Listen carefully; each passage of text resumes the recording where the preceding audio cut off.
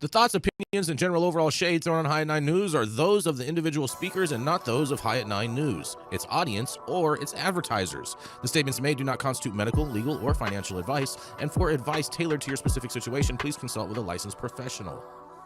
Welcome to the High at 9 News Hour, where you will hear from cannabis industry experts and professionals from around the country talk about important topics while shining light on global issues and discussing cannabis as it relates to politics, regulation and reform, data and technology, science, research and medicine, family and parenting, art, celebrities and entertainment, fitness, sports, mental health and wellness, and plant-based medicines and entheogenics. Together, we are building a stronger community, fighting the stigma and creating change. With your hosts, Jason Beck and Rico Lamitte, joined by special industry expert correspondents from around the country, and daily antics brought to you by cannabis. Coming to you live every Monday through Friday at 9 a.m. Pacific time and high noon on the East Coast. And thank you all for getting high at 9 with us.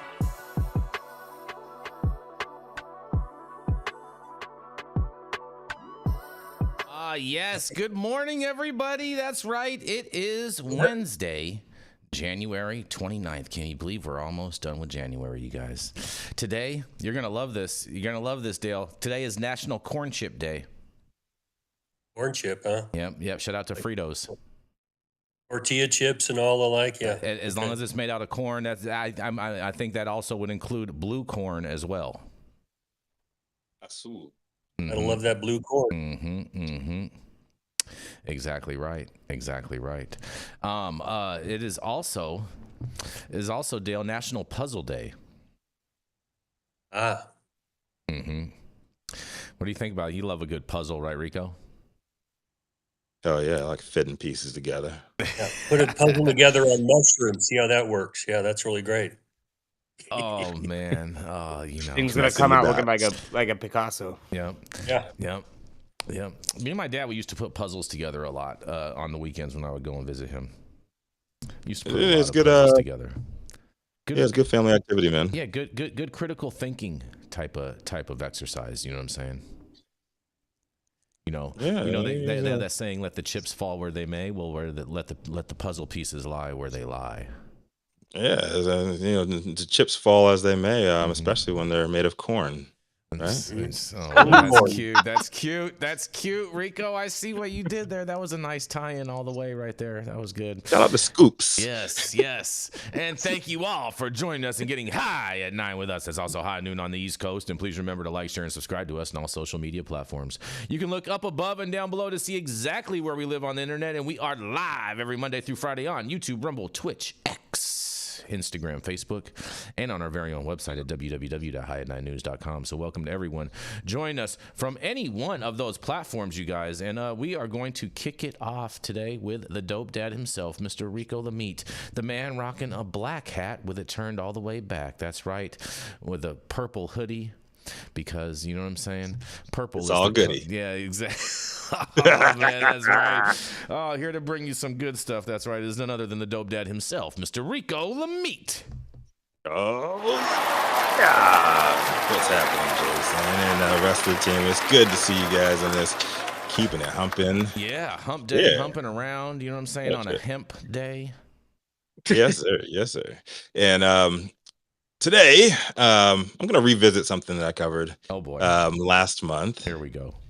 And it's a doozy, just put it that way. All right, so on December 18th, I covered a story about the T on THC, new anti-cannabis campaign in Colorado launched by the Colorado School of Public Health and Initium Health, focused on the dangers of high-potency THC products. As we all know, is a weird name, if not a straight out misnomer. But the campaign was led by ex-NFL player Brandon Lloyd and Laura Stack, whose son died after cannabis-induced psychosis.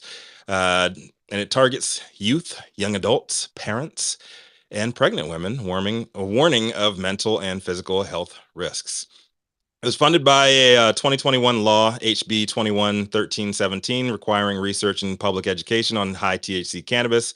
And the initiative had already faced pushback from the jump from the state's cannabis industry, which already supported youth prevention, but opposed prohibitionist messaging like they proposed to use. Well, a month and a week later, the T on THC has arrived. Green Market Report's John Schroyer delivered an update this morning, letting us all know how the program is going. Schroyer said that T on THC it's been revealed that T on THC was funded with $2 million in state tax dollars and has drawn a hefty amount of backlash for using racist imagery and debunked myths about marijuana's effects on minority communities. The campaign is part of a broader anti-cannabis movement, with Senate Bill 76 proposing strict new regulations, including a ban on edibles and restricting sales to those under 25.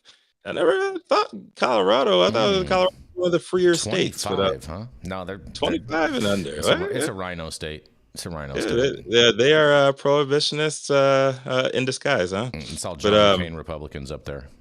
Hey, at least you can still vape freely in theaters with Lauren Boebert, though, right? Oh boy, yeah. You guys are funny. And since we're talking about Colorado cannabis and minority relations, it was only a matter of time that we'd be hearing and getting a take from the University of Colorado region and retail cannabis pioneer with a near flawless record of telling motherfuckers what time it is. Mm-hmm. Simply Pure co-founder Wanda James came out to criticize T on THC's misleading claims and offensive visuals leading to their removal. Per the article, the visuals James alluded to, which were apparently removed from T on THC's website and Instagram accounts as of Tuesday morning, were cartoons of Black babies and Black children with supposed facts about cannabis hovering around the Black kids. One of the claims, James said, has been roundly debunked, reads, THC transfer. THC enters and stays in breast milk. Immediately next to that caption, James noted, is a separate one that reads, research needed. Cannabis risks in breastfeeding are unclear, in small print. The other images, all featuring cartoons of Black children, go on to suggest that the use of cannabis by pregnant women could lead to ongoing cognitive development problems in children as they grow, ranging from impaired mental development to challenges with impulse control, to altered brain activity, higher psychosis, and substance risk. Basically everything that they're putting out there is an opinion or a false opinion, James said. The way that this was done, it comes off as amazingly racist, and the information is objectively wrong. James said that she immediately took her concerns straight to University of Colorado leadership on Monday and spoke to both Chancellor Justin Schwartz and President Todd Salomon. James said that both of them agreed with her that the images were offensive and racist and were able to get the campaign to remove those specific images since CSPH is part of the CU system.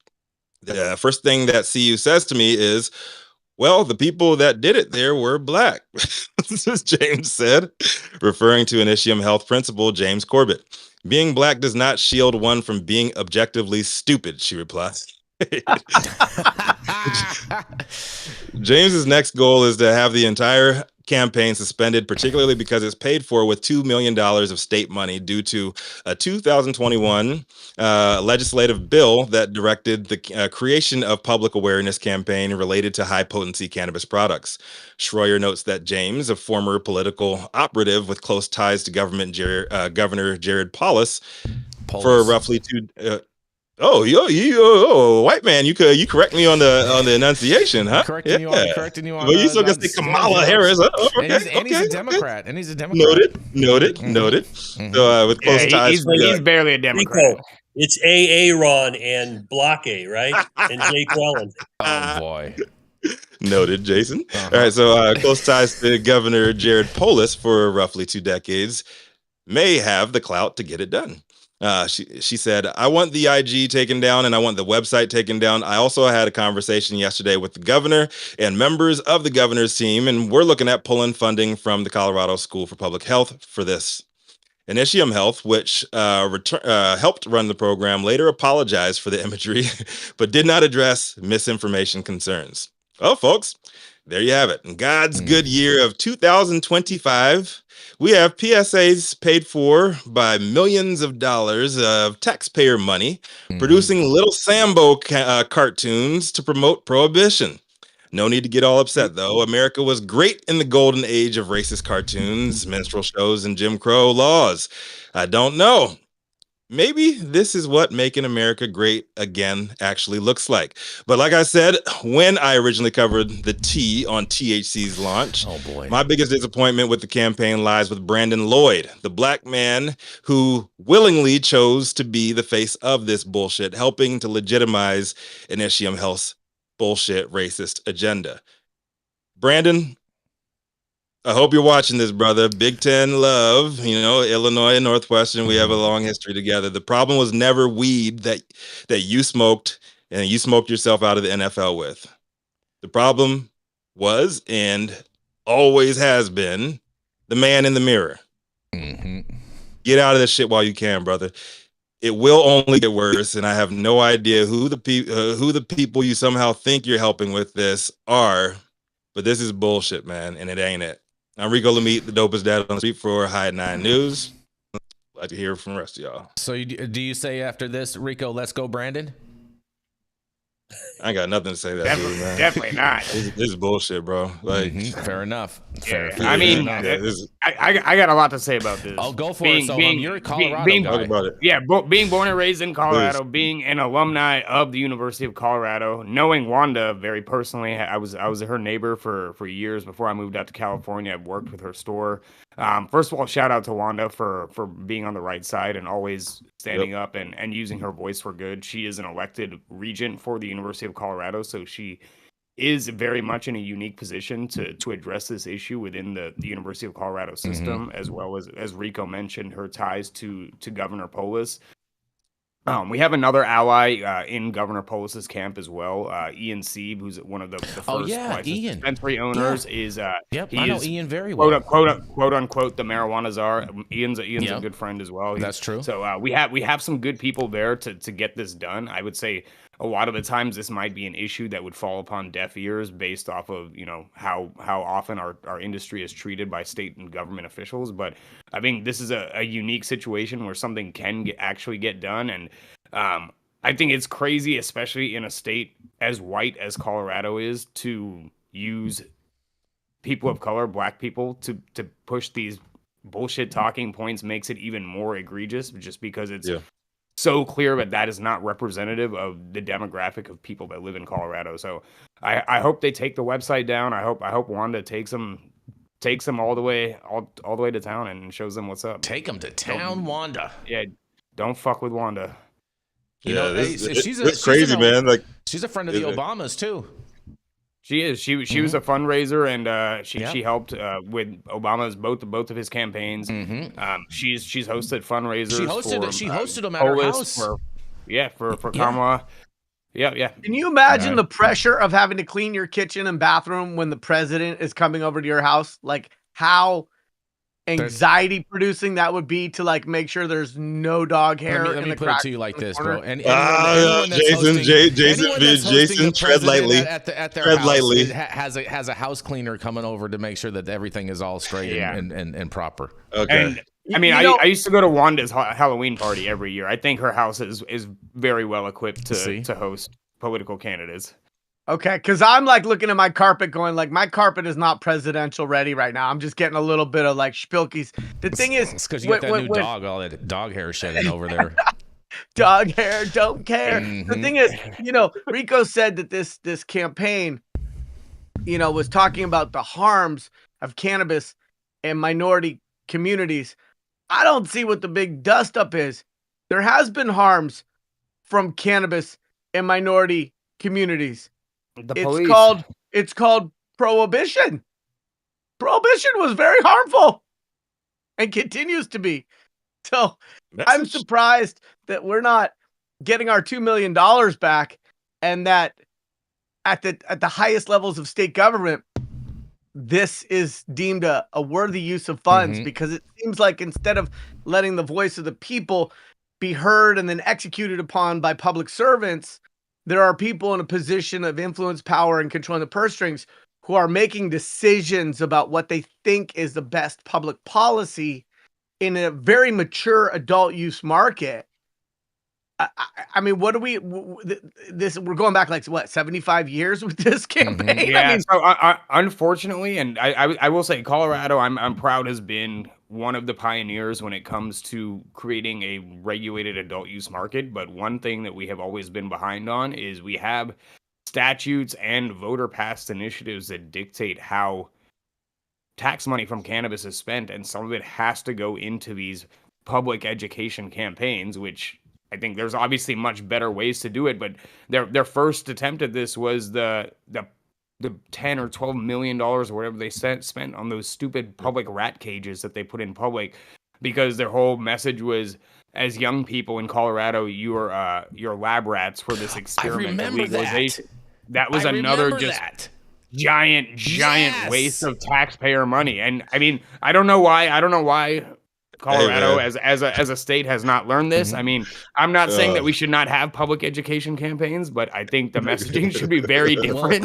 And I don't think that we should spend egregious amounts of money on stupid public art exhibitions like that. I will say this. I agree with you in that was totally ridiculous waste of funds. But I will say this in regards with their spending of public resources in public messaging campaigns. I remember the first time when I went to Colorado at the start of legalization out there, they had great commercials educating the general public that were just airing on TV as normal commercials, really normalizing cannabis and basically saying, hey, you know what? Make sure that you're shopping and getting this from a dispensary, that you're 21 and over, You can't consume in public. You can't consume in parks, this and that. I thought it was very informative and very well done overall. And so they have had a track record of doing good things with messaging to the general public in Colorado overall. But I agree with you, Sohum, that rat cage thing was a total and flop. I agree. And what they do is they do these things. The rat cage, if I recall correctly, they hired some famous artist and they gave him like a blank check or some large amount of money. That's usually what Democrats do. Yeah, I mean, I think it was actually. Hydrants. Yeah, please. It's not Let's just be real. Democrats, Let's be real. Ginger. It was the it's conservatives politicians. in the state assembly, in the state legislature that were pushing for these outrageous messaging campaigns. Let's not get it twisted. It was your homegirl, Miss Handjob herself, Lauren Boebert. Whoa, pause. Yeah. Put some spec on that name. Yeah, the vaping stroker. Yeah. No, but the funniest thing about that rat cage campaign was it completely backfired. The only thing that really came of it was people would go and take Instagram and selfies of them getting high in the rat cages. So Yeah. it completely backfired on them. I mean, with this new administration, aren't we all sort of in rat cages? No, stop man. it. Stop it, bro. RFK's Oh, getting man. confirmed Oh, today. man. That's not even appropriate. Yeah. That's great. Hopefully he can share his brainworms with the rest of the country. And we can all. man. It'll be easier for Tell me you're a RFK hater, Sohum. It'll be easier for us to understand the words that are coming out of his Those mouth. brainworms are a PTD, a politically transmitted disease, and we need to I don't know, watch out. man. Where did he get those brainworms from? I think it might be a plant from China. That's what I think, man. You know what I wish? Level THC. That's what he got. It's a bug. I wish Yeah. that Colorado taxes from cannabis could go towards not the rat cages or the racist marketing strategies, but educating the consumer on terpenes and the lack of I agree with that. importance I totally of agree with potency that. labels. Like, if you're going to take money from the cannabis industry, then educate the consumer to be a more informed, educated consumer, to support the consumer's interaction with regulated adult use cannabis, and to support the industry in being able to help people to understand. Because we've been having those conversations about terpenes and potency labels for 5 or 6 years, lamenting that the customer is only going for whatever appears to be the best bang for the buck on their THC milligrams, whatever per serving. And like, if that money was reinvested to help the public understand, then you're taking money from the industry to support the industry. I like that model a little bit better. Maybe I'm just in love with my own ideas. Fair. I agree with you. Again, the problem is a lot of the stuff is passed through the state legislature, which means there's compromise. So even this high THC information campaign that they've authorized through the state legislature, I believe that was a compromise because originally they were trying to pass a 15% THC cap, which is even more outrageous. They need to stop the cap. Yeah, they need to stop Yeah, the they cap. definitely need to that's for stop sure. the cap. Yeah, or just have a mushroom cap because that's just Whoa. ridiculous. Well, Let's we stop have that mushroom cap, too. caps now. No, we got mushroom caps in Colorado all day look now. At that. Look at that. She decided to make it. Look at there. There's Miss Jenny Beck Oh, Dills. man. Look She's at on that. JB She made an time. appearance. Yeah, she is. Always, Apparently. always on JB time, which Oh, means boy. I'm right on time. Well, fair enough. I understand that being a JB. I get Messing up that. our format, Jenny I Beth. get that. I get that. But I'll tell you what though. In regards to this, I think overall there needs to be some type of government-funded education on terpenes overall, because you have all these Karens that are complaining about the smell of cannabis and this and this and that. And I feel like if the general overall public was just educated on terpenes and the fact that terpenes exist in all plants and whatnot, there would be a lot more tolerance for different aromas. So per se. Jason, I thought Republicans were against government Spending. education. Yeah, I was about to jump It's in not on government that. spending, it's government education, you guys. Yeah, don't That's you want to spending. How dissolve do the you pay Department of for that shit? Education? How do you pay for it? What's that? How are you supposed to pay for it? What do you mean, how do you pay for it, bro? You pay for it with dollars and cents, Rico. What By are you talking slashing about? Medicare. Dude. Hold on. Well, I'll tell you one way we can No, pay no, for you- it is you got to use eliminate that- the Department of Hold on, Education. Hold on. We can use that $50 million that the Biden administration had allocated for condoms to send Bullshit. over to Not Israel. true. Not true. Not true. That's It was 100% Gaza, and true. that's not. That is completely factually incorrect. I don't know about that, bro. They found $50 Show me- million show me. as opposed to just No, go to buying no, condoms. that was fact checked yesterday and the day before, over don't and know over and about over that, again. bro. I You know don't what the know. actual allocation for condoms in Gaza was? $0 of U.S. government or taxpayer money There was a was whole used bunch of for zeros condoms in involved in Gaza. $50 million, Sohum. That's I not mean, a real even if number. it- That's Jason, fucking even if bullshit. Even if it was listed as condoms, we know good and goddamn well that wasn't condoms. If we were sending that money, we were paying somebody off. Exactly. I totally agree with that. Condom is. And I'm glad But that it got you're stopped. There was no $50 million. That's You just weren't this helping is Gaza completely strap wrong. up. This is That's not for true. fucking This is sure. not a real story. I don't know, bro. This is It's a real completely story where factually my incorrect. world- Let's keep Yeah, it in your world, there are a lot of things are real stories. That doesn't mean they're true. It is true. Sohum's It's head's true. gonna fly off his Yeah, it shoulders. is. with It that is. line. They're It's gonna fucking pop. out of it. Sohum's mad he didn't get none of that $50 He's million. like, it is. Yeah, Yeah. What he's mad is that he's ahead of the curve in terms of what is information versus Right. disinformation. Right. And he's frustrated that your guys' talking points have already been debunked. Oh, God. Thank you, Yarrow. Thank you, Jason, I Yarrow. think after yesterday, you got to be careful at only throwing up actual factual fact check. That's a fact check information. It is But not. nonetheless, we're going to roll into our first commercial, and we are going to be right back, you guys. I just We're rolling already, guys. I love it, bro. I love it. Lots I of love Yeah, that we should- Sohum's we- eyes are run just that like, commercial oh, again, my bad. We should have Anthony run a real-time fact checker Hold on, ticker wait, at the wait, bottom. Yeah, we Anthony, should. Hold on. Like the Rogan show. That commercial didn't play. Hold on a second. I just ordered the summertime strawberry salad when added steak on top here at Anna's. Make sure you do the same thing too next time you're in downtown Long Beach. Come on down and check out Anna's joint on the 400 block of Pine Street. They have amazing selection of beers, foods, and when you come down here to Anna's, you can even challenge me to a game of shuffleboard if you want to lose. Did you get that? So, next time you're in downtown Long Beach on Pine Avenue, make sure you stop by Anna's Joint on the 400 block. Not only do they have Anna's Joint, this restaurant and bar, but they also have the amazing deli next door, and then next door to that, they have a very exotic flower shop. You may want to stop by and say hi.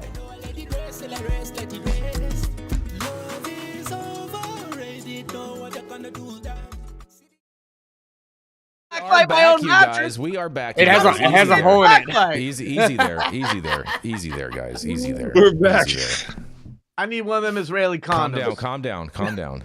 I hope the hot mic was on all throughout that, and including the end of the commercial there. But Oh boy. Up next, Cannabis Politics industry makes is brains very fuzzy. Kaiser bro. No. Shout out to Martin, man. He's fighting up there in the city. But Oh, speaking of which, I saw a video of the actual shooting, and apparently he was shot 3 times by this individual. Jesus. Wow, you're wrong about that too. It was 4, Jason. But I don't damn, know. you're wrong. I don't know. The stuff that I saw was showed Jason's 3. feelings don't care about your facts. Okay, let's go. Nonetheless, our thoughts Next, and prayers are with Martin Olive and his family Yes. and everybody. You know what I'm saying? Much love and support. Absolutely. And speaking of the man who believes that truth is a relative term, coming to the stage It's also next. a social media platform. Oh boy. Jason Beck. Go. Just go ahead. Oh yes. Good morning, Rico. That's right, man. It's a happy hump day. Happy hump day right there. Cannabis industry's very own Alex Jones. Oh, stop the ridiculousness, bro. Man, all of a sudden it's getting hot in here with all that gaslighting going on by you, Rico, today. But let me tell you something. What is really happening, Dale? You're gonna love this story because Illinois, that's right, cannabis consumer files a class action against companies for allegedly exceeding THC limits deceptively, you guys. That's right. Cannabis companies in Illinois are facing a class action lawsuit for allegedly labeling cannabis-infused products as concentrates in order to exceed the state's THC limits. Illinois' cannabis consumers Chad Ilsip filed 2 class action lawsuits this week against multiple defendants, including Wellness Group Farms and its affiliates operating collectively as ERTZ, A-E-R-I-Z, as well as several entities under Acreage Holdings, Ingrown Farms, and NCC. The 2 complaints represent over 100 members each, with the amount in controversy exceeding $5 million, excluding interest and costs. The law firm Louisi Holes Law represents the plaintiff and defendants accused of mislabeling to evade the rules, you guys, because the complaints allege that the companies unlawfully manufactured, marketed, and sold cannabis-infused products, that's right, CIPs, with THC levels exceeding the legal limits set by Illinois law. The defendants are allegedly mislabeling their vape oils as cannabis concentrates, which are not subject to the same stringent THC limits as CIPs.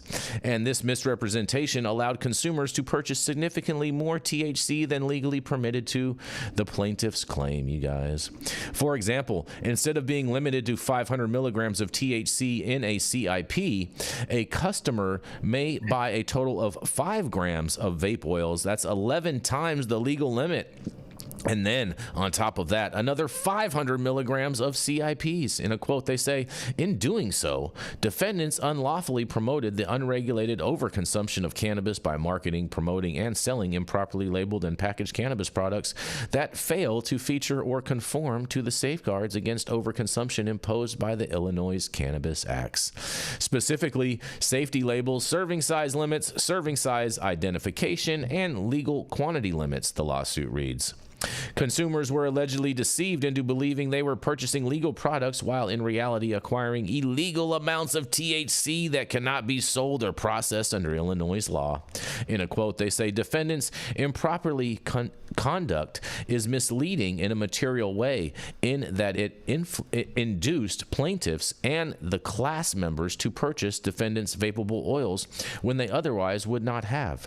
Defendants made their untrue and or misleading statements and representations willfully, wantonly, and with a reckless disregard for the truth, end quote. The lawsuits read, and they say that these vape oils are marketed as legal despite containing more than the 100 milligram THC limit per package for CIPs, posing risk to consumer health and exposing them to potential legal consequences, according to the plaintiffs. That's right. Plaintiffs and other consumers who purchased defendants' vapable oils were misled to believe that they were purchasing a legal cannabis product that complied with statutory imposed limits, required labels, and packaging. And this deception continues to this day, affecting and harming consumers throughout Illinois daily, the lawsuits explains. The lawsuits outline various statutory violations, including deceptive trade practices and consumer fraud, asserting that the defendants intentionally misled consumers and regulators to circumvent the regulations, you guys.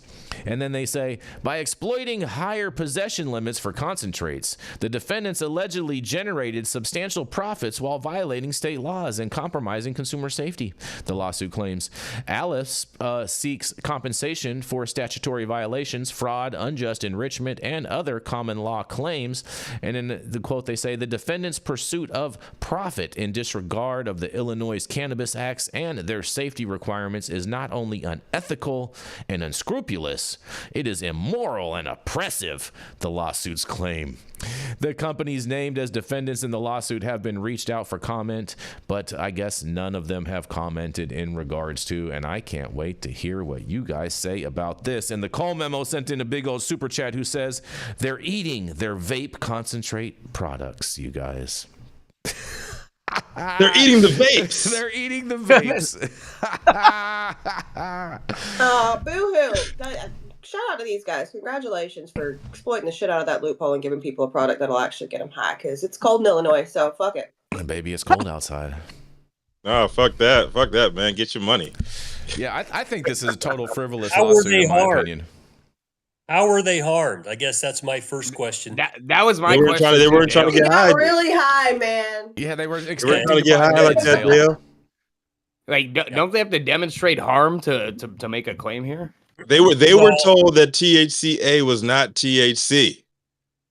Yeah. Oh man. Most states have an unfair business competition law, Mm-hmm. and it probably falls in there, which makes it a little easier to file these suits. Under common law, you got to prove you were damaged. Okay, and if you're sold a 500 milligram, gummy or whatever they're complaining about, and it's somehow said it's 500 milligrams, but it's in a loophole. I still want to know how you're harmed. Did some grandma take a 500 milligram, go out and drive and kill 10 people? Exactly. Freeway? That's what I was thinking, Dale. Like, there's no one that harmed themselves because of this mislabeling. So I don't understand how they're getting away with this, and I think it's a super frivolous lawsuit. And the Cole Memo also says it's weak as hell. Yeah, the Cole Memo agrees. He says this is such a weak case. He says 100 milligram dosage caps do not apply to concentrates and vapes in Illinois, and he says he likes purchasing concentrates to create stronger edibles, you guys. And I don't see this ever. What kind of precedent would this set, Dale? If they won this shit, could you now sue dispensaries? If you're going to sue the manufacturers, not the dispensaries. It's like suing the gun manufacturer. You can't sue a gun manufacturer if you have a mass shooting. Shout out to Bernie Sanders. Oh, stop the ridiculousness. Is that if they've got a statewide law that allows attorney's fees if you prevail, you say it was mislabeled and it was actually mislabeled, then you prevail. And so you don't really get damage, you get attorney's fees, which are fucking unbelievable. You can get hundreds, thousands, millions of dollars of attorney's fees handed to you. And I don't particularly like these laws because they bring out the ambulance chasers, and I have a lot of things. I was just thinking that, Dale. I was like, man, I need an ambulance chaser sound on my soundboard. Yeah. Yeah. Yarrow, don't make that face anymore. It makes your mouth kind of look like a butthole. That's it shows where your head is at this morning. I appreciate it. Like man. Just look like a butthole. I mean, all right, this is a ridiculous Eating lawsuit. like groceries. What's more ridiculous, this lawsuit or the big 600-pound unit of a woman that's suing Uber because she couldn't fit in the car? It's Lyft. Get your face. He needed to hire We're not forklift. And she was 489 pounds, I believe, not 600. That woman was an absolute fucking unit, Sohum. I don't care. Already call me, I'm single. I mean, gross. she was Yarrow, you would get lost in her fupa. Painful, Yarrow. And her mother. Now to lose the weight. One date at a time. He get lost in her mother liquor. He just make an extraction joke. Oh man! Oh my goodness, that's great. Mm-hmm. Rico, you talked about guns. So speaking of shots fired, here's what comes up for me. which is that, you know, in California, if you have an edible, it can only be like 10 milligrams per serving. But if you have a tincture, it can be 1,000 milligrams. And so people have pushed the boundaries of what is considered a tincture. And so I'm just not entirely sure. It's like having a tax code sort of loophole where companies try to exploit the rules and regs to their benefit. I'm just not sure that there's malfeasance involved. If there's an opportunity to exploit a loophole, you can sort of count on companies that are built to make money to try to figure that out and to do that. If at the end of the day it provided more value to the consumer, not less, then back to Sohum's point and our, you know, esteemed panelist who is an attorney, I'm not sure what the damages to the consumer are, but as Dale pointed out, if the attorney ambulance chasing with my butthole sound is looking to just get the companies on the hook for improper labeling, I mean, I guess if that guy's got nothing better to do, I think it's pretty weak sauce, though. You can back that I think more than anything, they're probably looking for a settlement here. Here's the part that trips me up about all this is that all of these Illinois companies, right? These big companies that they're mentioning are all the big lobbying groups and whatnot and this and that, and they're the ones that basically wrote the rules for how the state operates. And so like what you guys are the ones that wrote the rules, and then you're doing this like this is just stupid. You know what I mean? Overall, you guys just need to write better rules. You guys need to write them for yourself, and you guys have the political wherewithal to get that kind of thing done. So why don't you just do it? Do it. It's politics, and politics is complicated right now, Jason. It's not that complicated in Illinois, Dale. Everything's complicated in Illinois, Jason. No, stop it. Are you fucking kidding? Or you could argue, but it's a lot simpler. I'd say it's a lot simpler. Yeah, exactly. You know what I mean? It's the golden bag over there. You let me know when you can pronounce the state's name correctly, and then we'll talk about.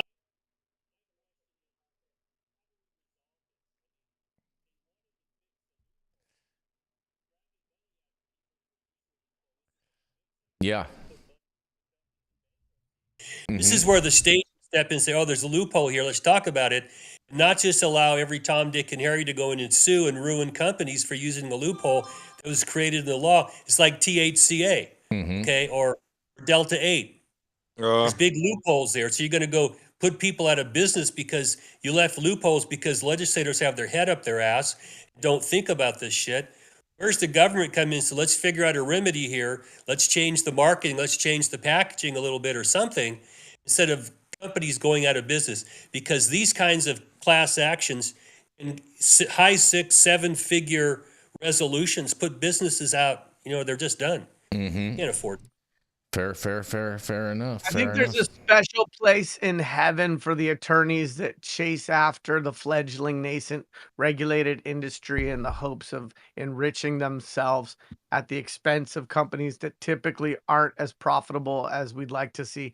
Those people they're doing great work. Thank you to, what was the name of this guy? Louis Fazzini law firm. Like, oh man, I gotta Dewey, scroll. Cheatham and Howe. That's a company. Dewey, Cheatham and Howe. I like that. That's a good one, Dale. I like that. That's pretty good. It's the American way, man. Right it's the American way. Prey on the weak, right? Sick. Oh God. Stop it. All right, we're going to keep this train rolling. We're going to roll right in to attorney at law, Mr. Dale Schaefer. Dale has been an attorney since the Reagan administration. He's represented physicians, hospitals, insurance companies, cops, correction officers, and for the last 25 years, he's specialized in cannabis law. He served a 5-year federal prison sentence for helping medical marijuana patients and managed to save his law license. He's blunt. He doesn't smoke blunts, but he's also honest, unconcerned with public opinions and yours, and will tell you and show you how to defy gravity by pissing up a rope. That's right. It is none other than your favorite Tio Loco, and you can now find him at the law office of Dale Schaefer. It is none other than attorney at law, Mr. Dale Schaefer. Oh yeah. Good morning. Happy Hump Day for everybody, and let's get some of them condoms to celebrate Hump Day. Yeah. Oh man. My story this morning comes out of Marijuana Moment, and it's written by Carl Yeager yesterday. And the headline is, Congressional researchers say it's unknown oh shit, if marijuana will be rescheduled under Trump, whose approach to cannabis remains to be seen. Now, this article points out some of the many unclear statements that have come out of Trump and his administration about how they're going to handle cannabis. He came out in favor of the Florida initiative, but it fell in its face. He's got Pam Bondi coming in, who's not really expressing a lot of favor for moving forward with any kind of marijuana legislation or cannabis legislation. The new acting head of the DEA, I think I covered this a week or so ago. Some of the stuff that comes out of his mouth is just very difficult to fathom for someone who's supposed to be educated. But be that as it may, what we have now, and let's just be blunt, is that Trump's first week or two has sucked all the oxygen out of the air. Okay. Right now, the Democrats are defending, running to court, doing all sorts of things. And so to try to get a group together in Congress that can sit down and look realistically and logically at the status of cannabis today under federal law and the Controlled Substances Act is, from my opinion, it's just not going to happen for, at least the first 100 days. We're just not going to see it.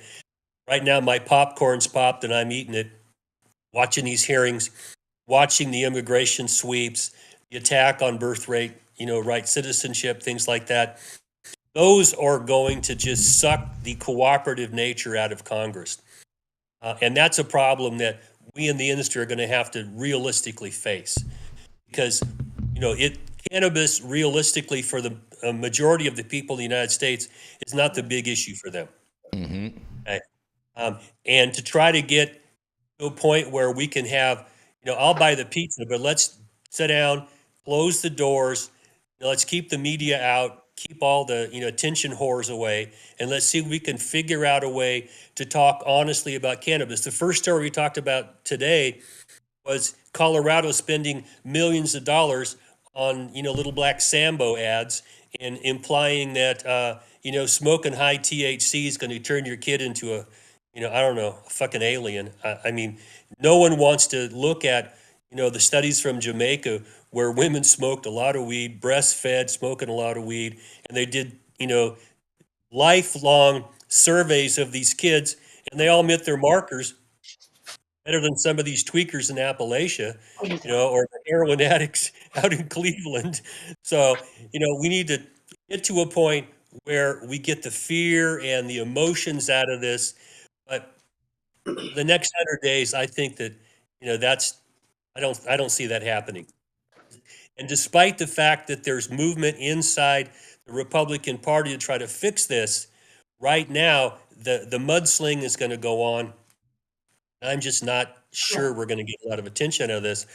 But I'm hopeful by summer or the end of this year, when the dust settles a little bit and the courts have stepped in to, give people some solace that maybe we're not going to, turn upside down and backwards here in this country, we can get the attention and try to solve this problem, because it's not going away. The war on drugs failed. Drugs won the war on drugs. I mean, that's not even a big question anymore. Cannabis clearly won. People prefer cannabis over alcohol. We've got to find a way to give them what they want, or the black market's going to continue to make money and bury it in their backyard. So at some point, logic has to step in.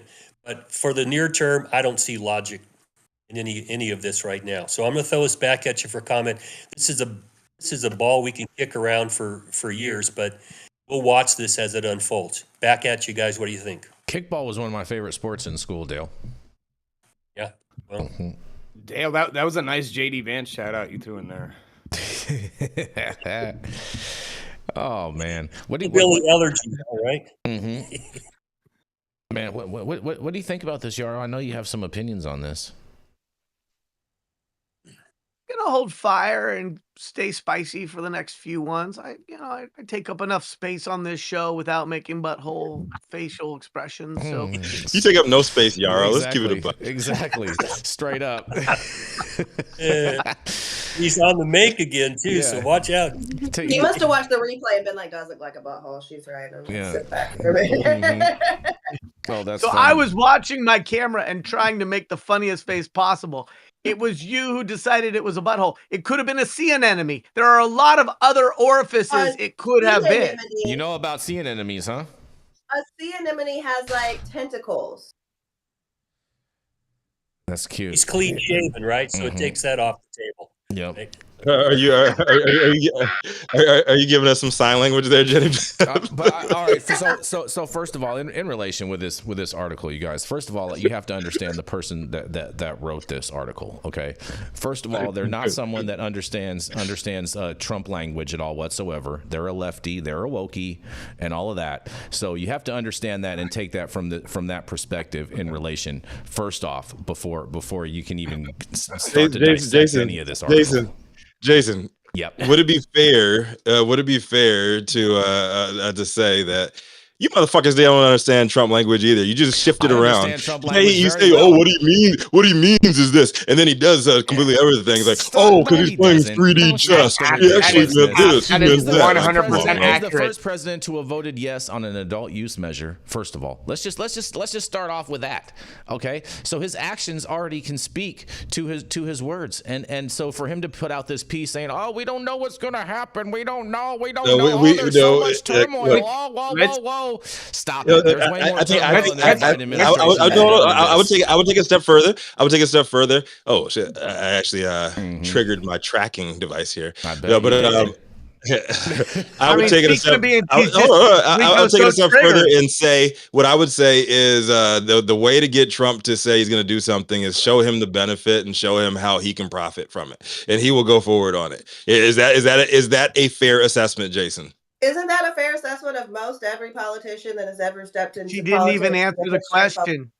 It's not whataboutism. It's like if there is a direct benefit, like Trump, isn't it a fair assessment to say if there's a direct benefit, Trump will go forward on whatever measure? I don't understand why you're trying to conflate Trump with Biden. You can't answer the question. I mean, I'm just talking about the track record. Let me clear. I wasn't going to say anything, but let me just clear through the back and forth bullshit for a second. Okay, Here we go.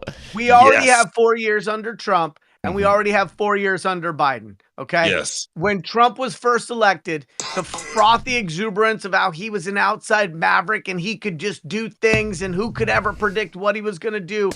I heard this within the regulated industry as if because he was such an outsider, he might actually cut against the GOP establishment grain because he was busy draining the swamp. Okay. Now he's back again.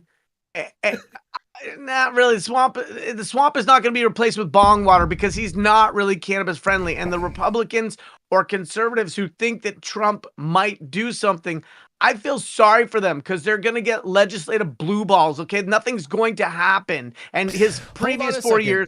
His previous 4 years is the best predictor of his next 4 years, although I think he'll be more aggressive in enacting an agenda and policies that really were formulated under Biden by people who want to pre-digest these things and have him do them. Dale talked about the first 100 days. And if anybody remembers from civics in high school, the first 100 days is when presidents get the most things done, and because things are slow moving and they really have to do it. For the whole 4 years. I don't think Trump gives a shit about cannabis.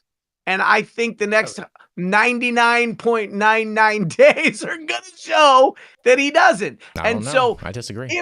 If he cares at all about cannabis, the litmus test in my mind will be whether there is any update to the Farm Bill, which didn't happen under Biden, but was supposed to. And since Trump has the political wins at his back with control of Congress, the executive branch, and the judicial branch, he has the ability, if he's wanting to make meaningful change and to do something beneficial for people who want to ingest cannabinoids in the United States of America. It's really simple. 99 days from now, I will say I told y'all so, because I don't think it's going to get done at all. I think it's a nothing burger. And I think that those who like him want to believe he might do something. But at some point, y'all are just going to have to come face to face with your broken hopes and dreams, because it's not going to happen. You live in the Shire, bro, in the woods.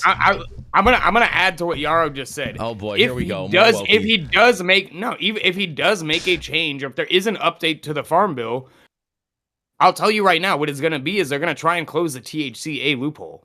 That's going to be the update to the farm bill. Before you start but putting only in black breast milk. First of all, hold on. First of all, before you guys start putting out all this propaganda, okay, you guys need to realize that Trump is the one that initially legalized cannabis with the farm bill. Not okay, on so purpose. He already has a track. He didn't know what he was doing. That's not true. He did not know what he was doing. That's not true, Sohum. Please, that is not true at all. That I do not buy that for 1 second. That is total ridiculousness. Democratic talking points. And Yarrow, since you wanted to talk about, he knew that they were legalizing THCA. Hold on, and since you wanted to talk about legislative blue balls, Yarrow, the Democrats gave everyone legislative blue balls, saying that they were going to pass safe banking, and then you had Cory Booker grandstanding, saying right when it's about to pass, saying, "Oh no, you know what? I'm stopping this dead in its tracks until we get some social equity passed or and they didn't even have legislation for it." Okay, then you had Chuck Schumer throughout the whole time saying that they were going to get it done, and we're going to get it done, and then the whole Biden administration gaslighted the whole cannabis community, saying we're going to move it to Schedule 3, and that's pretty much dead in the water. Jason, I 100% agree with what you just said. Okay, perfect. Jason. So I mean, I think in summation of all of this, we all agree with Rico this time and say that both sides fucking suck. No, they're trash. No, they're Trump trash. Trump side's a winning side. Government never gets. Government never gets anything fucking done. Traditional politicians suck. Trump's not a traditional politician. I think what Jason is trying to tell you, Rico, is that Trump sucks better, meaning he has no gag reflex. Whoa. Oh my God. Oh, jeez. Jenny Beth, you have anything you want to throw in on this, Jenny? No. All right. We're gonna go to no, but I will let you know that somebody just left in the audience because they said that you're ruining their weed high with your talking headness. Not necessarily you, Jason, but he said these talking heads are ruining my weed high. That's cool. Whatever. People are entitled to their own opinion. You know what I'm saying? Bye, Felicia. It is a weed news show. So maybe exactly. This is a little more straightforward and a little less bullshit. Well, whatever. Yeah, belly button.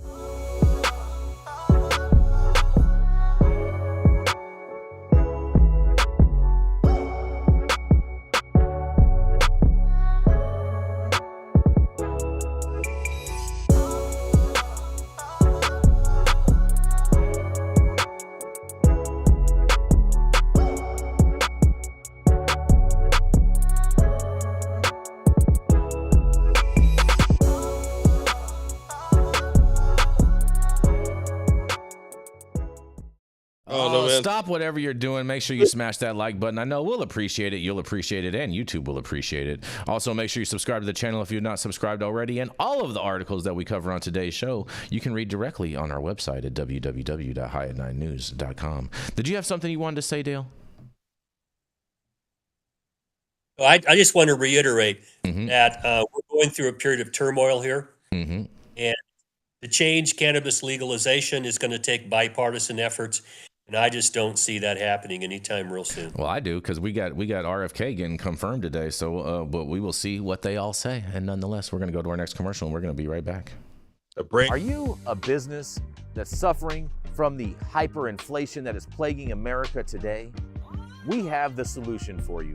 That's right, Patriot Business Financing. Head on over to www.patriotbfc.com and apply for a loan up to $2 million. Any state, any industry, even the cannabis industry, the CBD industry, as well as the industrial hemp fiber industry, secure up to $2 million today, and make sure that when you apply, you tell Paul you said hi from High at 9. And you know what? We are back, Rico. We're gonna roll right into Yarrow so he can get his new mattress delivered. All right, man. No privacy on this show. Up next is a fellow dope dad that goes by the illustrious name of the Shire Pastapole. Shire Pastapole Sage. He is the founder of Special Teams Consulting, and he's not in the car today, man. So I'm very, very glad to have you in the studio. None other than the illustrious Yarrow Kubrin. Yeah. Thank you, brother. Thank you. Good morning, High at 9 News viewers. Thanks for tuning in again and bearing with our banter. My article today is out of my home state here, California. As you probably have seen, when I'm on the show, there's a few thematic lanes that I tend to choose to cover in addition to real estate. And this one is about hemp and California and our governor. So without further ado, hot off the press from SF Gate, Gavin Newsom can't stop California pot companies from jumping to hemp. Governor Gavin Newsom dropped a bomb on California's hemp industry last year when he unilaterally banned selling the drug in his state despite it being legal at the federal level. Sales have slowed following his emergency order, yet the ban has done little to dissuade California pot companies from jumping into the hemp industry. America's hemp industry has boomed since Congress legalized the category of cannabis in 2018. Hemp has historically been used to describe cannabis used for non-drug purposes, like food and clothing, but Congress wrote a broad definition of hemp that has allowed intoxicating drugs to be sold as hemp everywhere, from gas stations to online retailers. As you noticed earlier in this show today, Jason Beck alleges that that was purposeful by the brilliant president. That's right. Newsom issued an emergency order banning the drug sale late last September, calling the hemp companies drug peddlers and targeting our children with dangerous and unregulated hemp products. Yet in the past month, some of the state's biggest names in legal weed have started exporting hemp products, signaling that California's troubled legal cannabis industry is increasingly less attractive than opportunities outside of the state. Dizzy, the state's largest retailer, launched an intoxicating hemp drink line in January, which it said offered customers a perfect blend of taste and relaxation. Celebrities like Snoop Dogg, Hey, and Seth Rogen have also launched their own lines of hemp products in recent months. Kyle Kazan, the CEO and founder of Glass House Brands, one of the state's largest cannabis companies, said during a November earnings call that the hemp market tantalized Glass House because it would enable them to sell Glass House products in other states.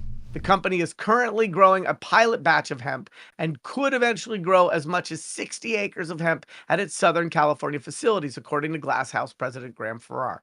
The upsides are enormous. It's a big market. We can accept credit cards. We can ship through the USPS and run online advertising. In other words, we can be a normal business, Farrar said recently to SF Gate.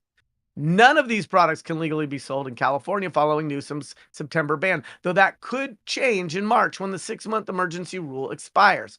Newsom's office did not return repeated SF Gate requests for comment regarding whether the governor plans to extend the ban after it expires and whether he is concerned that legal California cannabis companies are investing in hemp.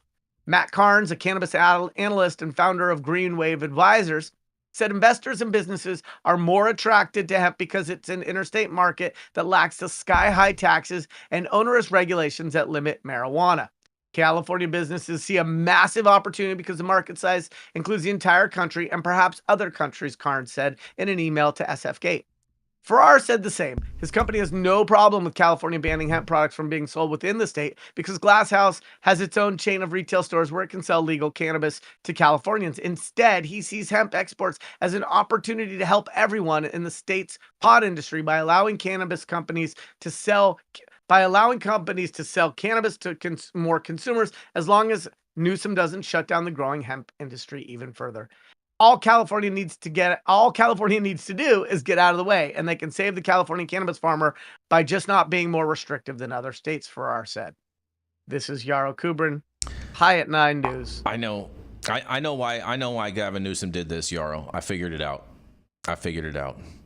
Because California is spending all of their political capital on trying to block the Trump administration agenda. And since the Farm Bill was enacted by President Trump, they're trying to reverse all of his policies, and that's why we have a hemp ban in California. It's a referendum against Trump. Let me give you an alternative on that before we hear from all the other more esteemed panelists than me. Gavin has been running for president since before he was ever governor. And so the reason why he's walking, dead walking. No, he's pop locking, bro. Jason. Let me speak for a second. Otherwise, just put me back on the shelf and mute me from the internal production team. So Gavin's been running for president since before he was governor. He has seen what other states are doing, clamping down on hemp because they haven't gotten any direction and guidance and frankly regulatory relief from the federal government. And so in preparation for the run he's already running for. He wants to show that he's tough on something because he knows that he's been maligned by the right as well as from centrists, as well as from liberals for the last 4+ years. And so it's his opportunity to show that he's tough on something. And he's anticipating what I've been saying on this show for a long time, which is most times politicians only do something after some 11-year-old buys some unrestricted product at a gas station and walks out in front of a semi-truck. So Gavin is attempting to position himself for the middle of America to show that he's tough on something. I totally disagree with that. Yeah, this is the stance that I took on it. Is he's trying to play both sides. He's not really enforcing anything. I think he's just trying to throw a bone to the people, saying like, "Oh, we can't have this," but he's not really doing anything about it. Everybody is jumping in the game. Everybody's making money off of it. So he's letting it happen because he knows that the cannabis producers that are exercising that loophole, it's a revenue stream for him. He's not offering the marijuana industry any relief, but he knows that if you get on the hemp side, man, you can make a little money. I'll tell you right now, Gavin Newsom is dead in the water. Okay, just based off his whole water policy of restricting water for farmers in Central California, restricting the water flow to fight these fires in Los Angeles and Southern California and whatnot. And just based off that alone, it means that the whole rest of America isn't going to be voting for him because they're going to be trying to dry out all of the farmland. Jason, that has nothing to do with this story. That has nothing to do with this story. It was in regards with Yarrow's comments, Rico. Just saying. You're ruining somebody's high this morning by talking about broader public policy and politics and the intersection of that and hemp and cannabis policy. Shouldn't you just get back to promoting trichomes and terpenes? I mean, here's the thing. I think I agree with you, unfortunately, yet again, which is I think Gavin Newsom is dead on arrival as a candidate for a national office. And I think that that's not going to change his political ambitions and aspirations. I think Harris is likely to run for governor next time, and I think it'll be a nice bloody duke out in the Democratic primary over who's got the best hair or gravelly voice or is more electable. My guess is that neither of them are the ideal candidate for the Democrats to put forward in the next presidential election, but my guess is that as long as people like Wasserman get to usurp the popular base feeling of people who identify as Democrats, that we won't get a candidate that represents the populist desire because the Democratic political structure has been undermining that since Hillary got the nomination instead of Sanders and Warren. Mm-hmm. I was gonna say the exact same thing, Yarrow. Neither of them are the ideal candidate, but the question is, will the DNC figure that out in the next 4 years? They're not going to figure that out. My guess is no, they're not going to. Mm-mm. Who would be your ideal candidate, Sohum and Yarrow? Right now it's tough to say. Sanders is always my favorite, but he's getting old, man. Like, I appreciate that. Yeah, that's not true. I have been a big fan of Stacey Abrams. I would do her laundry for a week just so I could have dinner and talk to her. Yeah, I said this last go round. There's a difference. Ideal candidate versus who has a chance of winning. What I said this last go round is the Democrats got the wrong black woman for VP. Stacey Abrams has shown a measure of backbone and resolve that is inspiring, and I think people could get behind that. Yeah, but Yarrow, isn't she an election denier too? No. Okay. She's a leader who showed tremendous resolve under pressure, and that's what leadership is about. Yarrow, wait, when you say do laundry for a week, do you mean like fold it and put it away? Because you come have lunch at my house if you got... Yarrow just wants to stick his head in the pile. He wants to stick his pile in the dirty pile. Speaking of laundry, Jenny, what does your shirt say today? Forza Italia. Okay. By Fanculo e Tutti. So. Tutti. Go Italy and fuck you all.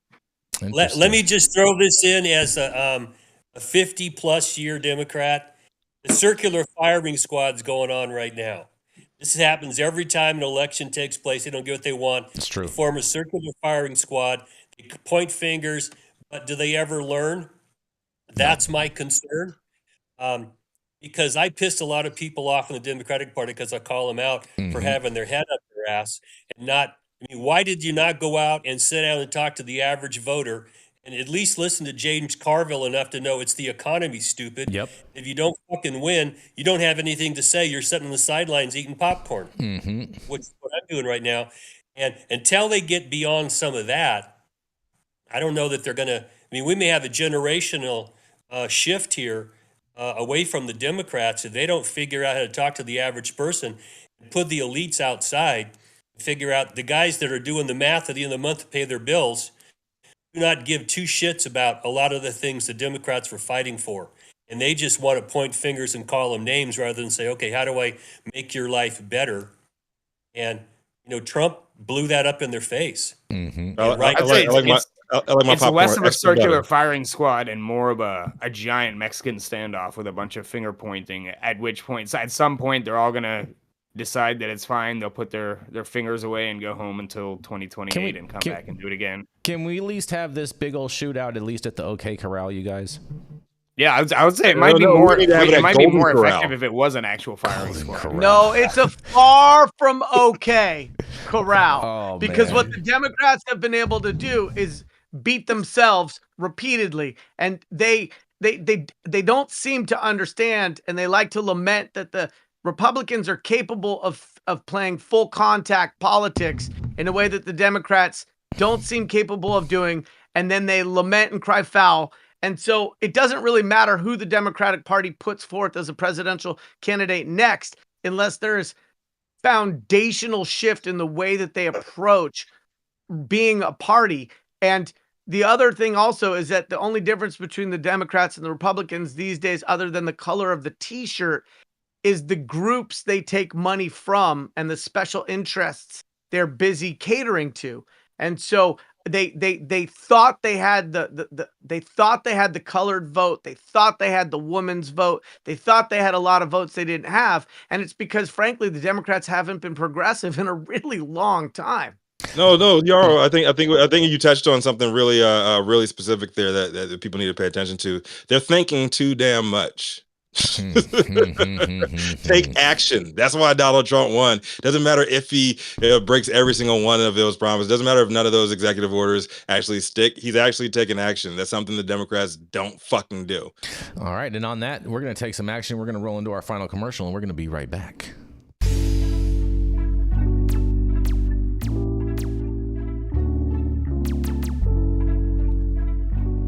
Are you all ready for America's new #1 D9 gummy line? That's right, we are bringing to you Parody Gummy. These vegan gummies are manufactured in a safe harbor facility, so you know they're gonna be clean and safe, and they're not gonna give you any of the runaround. Coming in, we have 3 amazing flavors for you. We have the Raspberry Riots. Also, we have the Sleepy Joes if you need something to help you sleep at night. And if you're feeling like raging and having a party time, that's right, we have the Pineapple Bad Hombre. If you're feeling like a bad hombre, make sure you head over to www.parodygummy.com and secure your bag today. Chris Brady. And we are back, you guys. All right, up next is a man with over a decade of cannabis technology experience and representing the most hated acronym. And if you ask Jason Beck, where you from? Where you live in, Sohum?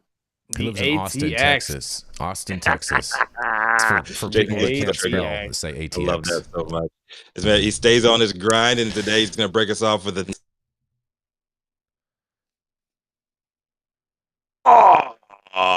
Thank you, Rico. Today we'll talk a little bit about using cannabis taxes for budgets, one of my favorite topics. This story, was originally reported by Chris Roberts at MJ Biz Daily, and it's titled "Pennsylvania Budget Crisis Boosts States Adult Use Marijuana Legalization Chances." A budget crisis could make Pennsylvania the next state to legalize adult use marijuana. Pennsylvania lawmakers are staring down a gap as big as $3.7 billion, and they have few options to fill it other than revenue from regulated and taxed cannabis. Governor Josh Shapiro, a likely contender for the 2028 Democratic presidential nomination, has pledged that he will once again use his annual budget address on February 4th to call on state lawmakers to legalize adult use in Pennsylvania. The marijuana industry, in turn, organized a fundraiser for the governor in early January, and some of the state's medical cannabis operators took the opportunity to inform Shapiro that up to 60% of customers shopping at adult use stores in Maryland, New Jersey, and Ohio come from Pennsylvania. That represents lost revenue for Pennsylvania marijuana businesses, which underscores a key issue for Shapiro: the state's budget deficit. Lawmakers, operators, and advocates alike believe that budget pressure will be what finally gets long-standing bipartisan recreational marijuana legislation across the line in 2025. The mood that adult use is coming, but it wasn't happening, whereas now the mood and tone has shifted to adult use is happening, and this is probably our best year to get it done, said Peter Marcus, the vice president of communications at Terrapin Care Station, which operates an MMJ dispensary in Bellefonte, not far from the main campus of Pennsylvania State University. At the fundraiser, Shapiro adopted a more urgent tone about adult use, which operators expect him to repeat during his budget address and whenever legalization is mentioned. It was, "This needs to happen. This needs to happen," Marcus said. For a marijuana industry desperate for a win after a deflating November loss in Florida, after nearly $150 million was spent on a ballot initiative campaign, hearing similar urgency from a prominent politician with a national profile was significant progress. Pennsylvania presents one of the clearest opportunities and pathways for major reform available right now at the state level, added Michael Bronstein, a lobbyist and organizer of the Shapiro fundraiser. The governor is going to go all in for legalization, Bronstein predicted, and there will be a very serious effort in the legislature to get this done. Pennsylvania is considered the biggest prize awaiting regulated cannabis in the United States this year, the stalled rescheduling of marijuana notwithstanding. Nearly 13 million people live in the state, which is home to major universities and tourist attractions in Philadelphia and Pittsburgh, as well as a strong medical marijuana program. Pennsylvania had roughly 440,000 active MMJ patient certifications as of November, according to the most recent state data available, with 186 dispensaries and 32 grower processors to serve them. Monthly medical cannabis sales topped $140 million in October, according to the Pennsylvania's Department of Public Health, on pace with the MJ Biz Factbook's projection of $1.7 billion for 2024. You can read the full article. There's a little bit more, some more quotes from some industry stakeholders there in Pennsylvania. But this is encouraging to see that we might have some progress in Pennsylvania, although I've said it before and I'll continue to say it. I think that it is a dangerous game to play when you're using the prospect legalize. I think we've done this over and over and over again, and I think this is a huge reason why California's adult use market and regulated market is so dysfunctional. I think that we need to get away from that messaging as an industry and start to treat this like any other industry that we do and tax it accordingly. This is Sohum reporting from the ATX. Let's kick it back to the team and see what everyone else has to say. Reporting from the great state of Austin, Texas. Yeah. Yes, the big red state. The People's Republic of Austin. Oh, that's cute. That's funny. I mean, there's a lot of commies over there in Austin. That's fair. That's fair. I think you're right, Sohum, because the promise that we got early on was that we're just going to take money from this industry. They're making so much money. We're going to take money from them, tax them, regulate the hell out of them. And, it's like running a whorehouse. If you can't make money running a whorehouse, you don't belong in business. Mm-hmm. Well, we've all seen is they took all the cream off the top. They didn't think about 280E. They didn't think about the banking problems. They regulated the shit out of it. And here in California, we had to wipe out the cultivation tax because who in the hell could afford to pay that much for a cultivation tax? But still, they want to jack up the excise tax to 19% here because they haven't learned. And to promise money from the cannabis industry is a hollow promise. What history has shown is that, you're going to get some tax money, but you're spending. No one wants to talk about how much they're spending out there still enforcing cannabis laws. That's like, the hidden secret. No one's talk about that. And if you want to get rid of spending money enforcing cannabis laws, change them so that people can get the cannabis they want without being fucked with every time they turn around. And you won't have to be going out and enforcing these laws. You might actually put some money in your coffers. Mm-hmm. Yeah, I like the analogy you used. I would have said a casino, because, like, you know, if you bankrupt a casino, you really should not be in business, right, Jason? I feel you. I see what you're trying to do there with that statement. That's cute. That's real cute. It's ignorant. I don't know if they haven't looked or heard from the rest of the world, but we're all crying about our fucking taxes. Why? Because that's how we got these measures pushed through, because we promised the government all this money from taxes. Also, where the fuck am I? You're right there, Jenny. Don't worry. You're there. You're there. Don't worry. And Just keep on talking. We hear you. We hear you loud and clear, girl. It's right there. Your face is right there. It's on your forehead. No, it's a cloud. There I am. Mm-hmm. Now I'm in between Sohum somehow. Don't worry. Don't worry about all that. And your name is Rico. Just relax with all that. Just say what you got to say. It's fucking stupid. There you go. Okay. How's that? All right. Stop putting yourself in bad positions just so later on, when you get it passed through on that fucking precipice, you can now, you know, cry and bitch and moan and be broke like the rest of us. Fair enough.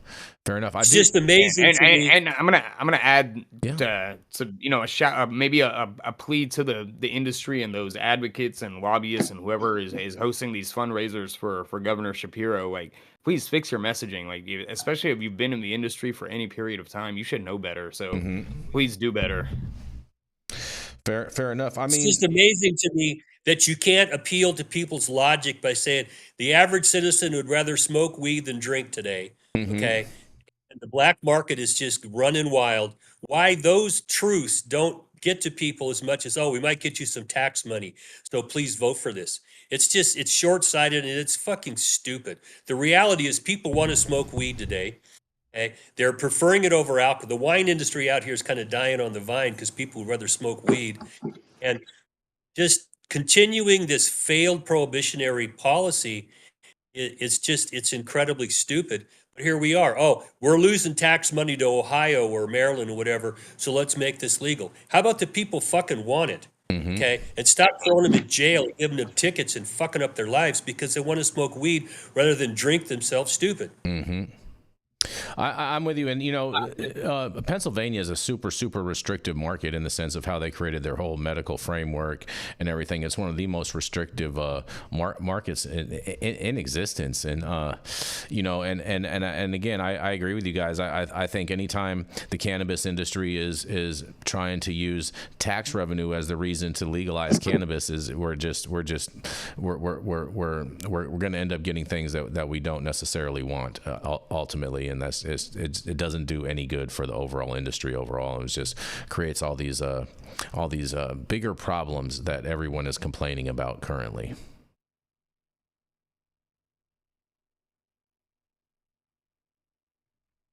All right. Yeah. All right. Fair enough. All right. Thank you so much for that, Sohum. Hope Pennsylvania gets it together. You know what I mean? Hopefully, and they, you know.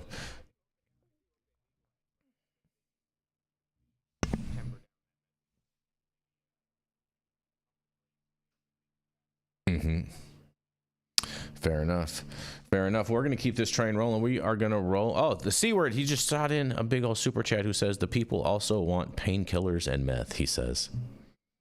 Man, the C word got jokes today. We are going to roll into our final story of the day with Miss Jenny Beth Dills. She's the founder of Kind Cannabis and of Justice Served, a 501c3 that helps justice-impaired individuals get their lives back on track. That's right. She is here. She's texting, and she has a very interesting shirt on for you guys to understand Italian. That's right. Is none other than Miss Jenny Beth Dills. We hear you just fine. Jenny Beth. Guess who can't get heard? The city of Colorado. Can't hear you. I mean, I hear you, and so it is what it is, Jenny. I don't know what to say. I hear you. Yeah, I hear you. So. All right, well, let's not be honest. Yeah. For the third time in 6 months, Colorado Springs voters will decide whether to allow recreational marijuana sales in the city. The city council voted 7-2 on Tuesday to place a repeal of question 300 on the April 1st ballot. The measure, which passed in November with 55% support, was set to legalize recreational marijuana sales. The move has sparked controversy with dozens of supporters packing the council chambers wearing Respect Our Vote stickers waiting hours to voice their frustrations. Critics say the council is undermining voters by pushing for a repeal in a traditionally low turnout spring election. Councilmember Dave Donaldson, who led the repeal effort, argues that voters may have been confused by the wording of the original ballot measure. He believes the change is significant enough to warrant a second vote. It's going to change the culture of Colorado Springs. It's going to make us more like Denver with the culture of marijuana sales, Donaldson said. Oh no! Supporters of retail marijuana strongly disagree, arguing that the city is ignoring the will of the people. Dispensary worker Tiffany Sariella said, "Our vote is our voice. It's how we shape our future. When a governing body disregards that voice, it sets a dangerous message that the voice of the people is optional, not essential." Couldn't agree more with her. Legalization efforts in Colorado Springs have historically struggled, sure have, with previous ballot questions failing as recently as 2022. But last November's vote was different. Despite council opposition, voters approved recreational sales and rejected a separate measure to ban them in the city charter. So crazy. Attorney Mark Gruskin, an expert in ballot language, pointed out that question 300's wording was approved before the election without objections. He challenged the council's sudden concerns. Were you wrong then that the title was fair and would not confuse voters, or are you wrong now? Councilmember Yolanda Avila, who opposed placing the repeal on the ballot, said she had not heard of a voter confusion until just recently. She believes some council members are pushing the repeal simply because they oppose marijuana sales. The point is that our citizens voted for ballot issue 300. Hands down, they voted for it, Avila said. Despite the ongoing debate, the city is moving forward with regulations in case the repeal effort fails. The council has finalized ordinances governing licensing, zoning, and taxation of recreational marijuana businesses. Stores will have to be at least 1,000 feet from schools, treatment centers, and daycare facilities. A 5% sales tax on recreational cannabis has also been approved, with revenue set aside for public safety, mental health programs, and PTSD treatment for veterans. The city will begin accepting applications for new licenses in February. However, the future of recreational marijuana in Colorado Springs now hinges on the April 1st vote. Fuck you, Colorado Springs City Councilman Dave Donaldson. You suck. Like, you are what's wrong with government. And I would implore anyone in Colorado Springs to find out if he's your council member. If he is your council member, I would suggest repealing his ass. I don't understand. So Colorado Springs voters, they think that you're stupid and can't read and didn't know what you were picking, right? And that's really frustrating because it was a pretty clear set out measure, right? So despite the confusion on the ballot that was actually created by the government when they placed a competing measure on there to try to cock block it in that way. So I'm really disappointed in Colorado Springs. This has been a very, very long fight, and it's annoying.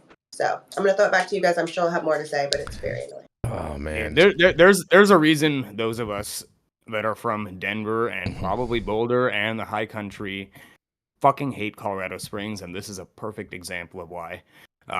They've resisted adult use, even though there's clear public support for it for years. In this instance, both initiatives that were related to adult use were in favor of legalizing it. The one to specifically outlaw it in the city's charter failed, and the initiative to approve it passed. So you could argue that it was passed twice on the same ballot. And on top of that, like, the city council, really, you're going to start repealing? You insist on forcing them to approve it a second time? That makes zero sense. Fuck Colorado Springs, fuck their city council, except those two dissenting members of the council. What Jenny Beth, what was the last name of the guy that you said that's on the city council? That was Dave Donaldson. Say that again. Donaldson. Oh, Dave Donaldson. I've said it 3 times, Jason. You got to start listening to her. Well, there's some echo in your room or something. I was just wondering because it sounded like his name he may have been related to. I thought you were saying Dobson for a second, so I was just like, oh man, is he related to that guy, to James Dobson? Because Focus on the Family pretty much controls Colorado Springs overall. It's not actually bigger contracts with the military. Mm-hmm.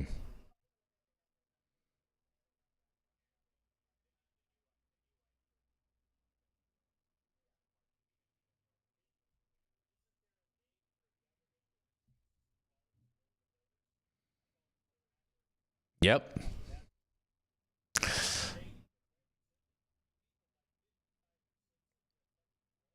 Yep. Exactly. Jenny Beth. Vote the son of a bitches out. Recall them. Recall them. Yeah, absolutely. I totally agree. I'm all in support of that. I totally think that these guys should totally be recalled for not listening to the will of the people. I think you're 100% right about that.